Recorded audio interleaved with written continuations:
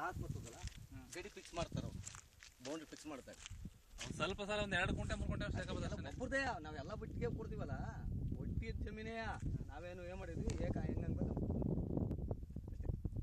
ಇವಾಗ ಟೋಟಲ್ ಆಗಿ ರೋಡ್ಗಿಂತ ಈ ಕಡೆ 2.5 ಎಕರೆ ಇದೆಯಾ? 2.5 ಎಕರೆ, ಈ ಕಡೆ 5.5 ಇದೆ. 8 ಎಕರೆ 10 ಗುಂಟೆ ಜಮೀನು ನಮ್ಮ ಒಬ್ಬರದೇಯ, ಯಾರು ಪ್ರವೇಶ ಮಾಡಂಗಿಲ್ಲ.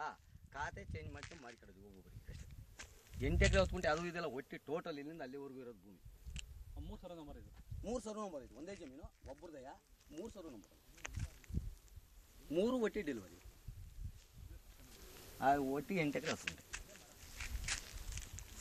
ಒಂದು ಹಿಂಗ ಹೋಗೋಣ.